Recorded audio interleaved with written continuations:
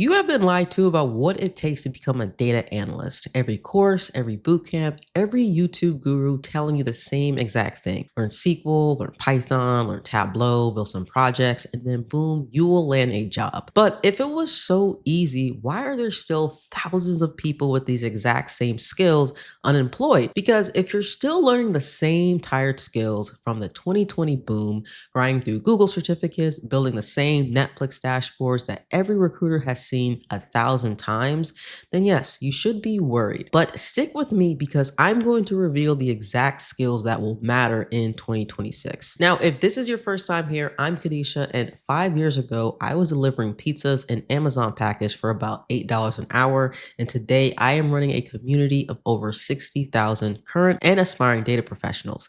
And I've helped thousands of other career changers break into data analytics without going back to school and wasting money on courses that just don't work. I have watched this career field transform in real time, and my only goal is to help you cut through all the noise of endless information online to get you exactly where you want to be in the least amount of time. Now, the bar is higher, the game has changed, but most people still have not got the memo. Now, skill number one, data storytelling and business context. Let's get one thing straight. Your charts and business dashboards don't mean anything if you cannot explain why they matter. Nowadays, AI can generate simple graphs, summarize some trends, and then spit out some insights faster than you ever could. But you know what it cannot do? It cannot tell a story that can actually influence business decisions. And that is what makes storytelling your competitive edge. Think about it. Companies today are drowning in data. They've got dashboards coming out of their ears, but what do they not have? People who can actually translate those metrics into decisions that executives can actually act on. And here is the data that proves it. Organizations that are highly data driven are 3 times more likely to report significant improvements in decision making. 3 times. But a kicker is that about 70% of leaders report a skills gap in their workforce. They're not lacking data, they are lacking people who can think critically, contextualize findings, and communicate persuasively. And in 2026, the best analysts won't just report data, they will translate it into something executives can actually act on. They'll know and understand how to connect the dots between a KPI and a company's actual business goals, and they'll communicate insights in a way that drives change. Here's what I mean. Instead of saying sales dropped 10%, you'll say sales dropped 10% because we lost traction in our high value customer segment. And here's a 3-step plan to fix it. You see the difference? It's not about reporting, it's about impact. And I've seen this all the time with people that I've coached over the years in my communities. The ones who master storytelling eventually are the ones who get to the boardrooms and not just the cubicles.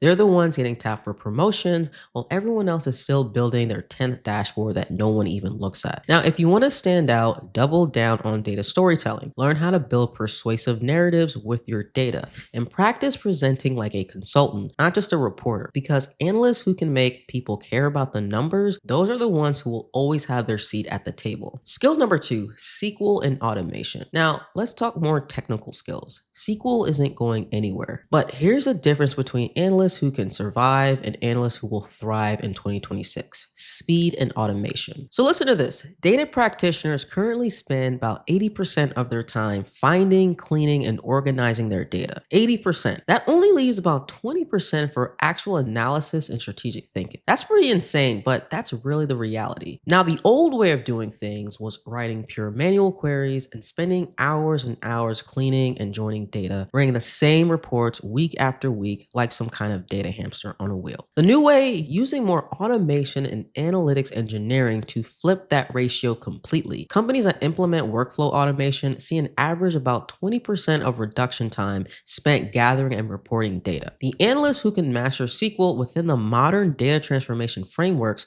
aren't just faster, they are becoming profit generators. And analysts who can implement workflows that yield a near 200% ROI, that's not a cost center anymore. That becomes a strategic asset. So no, you don't need to become a data engineer specifically. You don't need to know everything, but you do need to know how to make your workflows smarter, because in 2026, efficiency will be a requirement, not just a bonus. Skill number 3, AI. Now, let's be clear. In 2026, AI isn't your replacement, it is your co-pilot.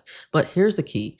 You are still the pilot in command. But the numbers don't lie. 44% of organizations are already piloting generative AI programs in 2025 alone. That's up about 15% from early 2023. And we're talking about a nearly 3x increase in just 2 years. And 74% of business leaders already plan on using generative AI specifically for analytics. So it's not coming, it's already here. But with all these enterprises advancing their generative AI initiatives, there's a massive knowledge gap. About 50% of professionals still don't know how to extract their maximum value from AI in their daily work. And 39% of professionals are worried they'll lose their job if they don't learn how to use generative AI. The top analysts will know how to use AI to automate repetitive tasks. They'll create agents to pull data, generate reports, or even monitor key metrics automatically. But most importantly, they'll know how to validate their AI outputs so they can trust what they deliver. Because here is the dirty secret about AI that no one wants to talk about. Even in professional settings, 98% of people still have to edit their AI generated outputs. 98%. AI hallucinates, and that's not going to change. It makes mistakes, and it will confidently give you the wrong answers even when they sound completely right. And if you don't catch those errors, who will? So the real power isn't just in getting AI to talk, it's in getting AI to think with you. You are the pilot, and AI is your co-pilot. It can make you 10x faster, but only if you know how to fly the plane. I've seen analysts who's mastered this skill literally automate 50% of their routine work. What do they do with the extra time?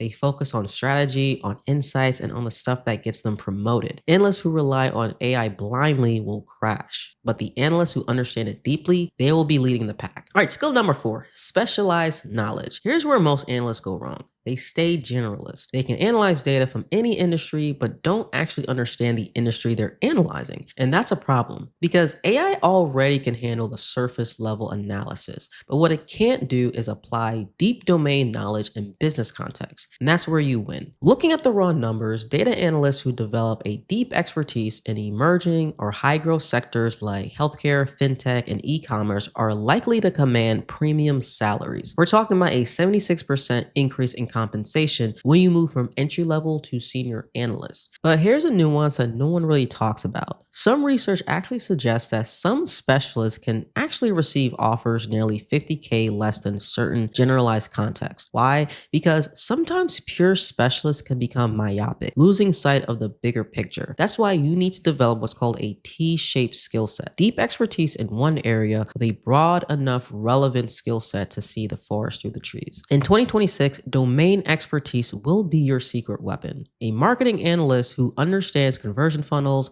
the modern customer journey, campaign attribution, and the customer lifetime value will always outperform a generalist who just knows SQL. A healthcare analyst who understands HIPAA, clinical workflows, and patient privacy will always bring more value than someone who doesn't. So pick a lane, whether it's finance, marketing, healthcare, supply chain, operations, retail, whatever it is, study it. Learn the key metrics, the industry tools, the business language people actually use in the field. Because in the next wave of hiring, companies won't just ask, can you analyze data? They'll ask, do you understand our data? All right, skill number 5, the ability to measure ROI or business impact measurement. Now let's be real, dashboards don't get you promoted. Impact does. In 2026, no company just wants to pay for pretty visuals. They want results that they can measure in dollars, efficiency, or growth. The analysts who can directly tie their work to ROI will dominate. Now think about this. The ROI calculation can be simple. Net benefit minus total cost divided by total cost times 100. But most analysts never even attempt to measure it. They're so focused on the technical execution that they forget about the financial justification. And that's why some projects can fail. That's why analysts can stay stuck in junior roles. That means moving beyond the what happened and focusing on how it affected the business. You're not just tracking KPIs, you're proving how your analysis influenced revenue, reduced churn, improved the customer experience,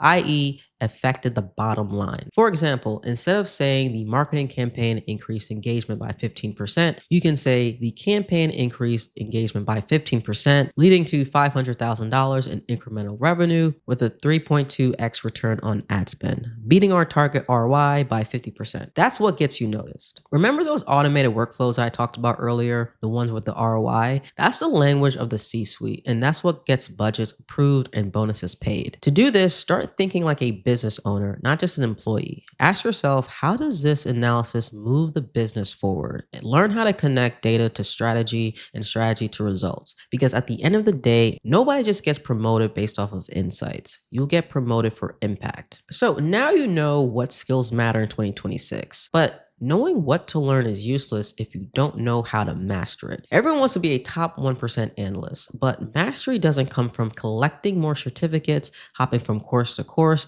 or trying to learn everything at once. It comes from what Robert Greene calls an apprenticeship in his best-selling book, Mastery. It's a stage where you stop chasing surface level knowledge and start immersing yourself in the craft. That means getting your hands dirty, building real projects, failing, fixing, and repeating it until it becomes second nature. You cannot shortcut mastery. You can only earn it through repetition, reflection, and real world practice. Robert Greene says the future belongs to those who learn more skills and combine them in creative ways. That's exactly what data analysis is all about, connecting technical skills with human insights. In the book, there's a chapter about Michael Faraday. And back in the 1800s, this young apprentice worked in a London library. He was poor, uneducated, and completely shut out of the world of science. Then one day in 1809, a book came through the shop that would change his life forever. It was called The Improvement of the Mind by Reverend Isaac Watts, basically the original self-help manual. It promised that anyone, regardless of class, could change their life through disciplined learning. But Michael Faraday didn't just read it, he lived it. Watts taught that learning had to be active, not passive. So Faraday started recreating scientific experiments in the back room of the shop. He attended public lectures, took meticulous notes, and bound them into books that he studied over and over. And here's the part no one tells you. Mastery doesn't feel exciting most days. It feels boring. And Faraday spent years doing the same experiments,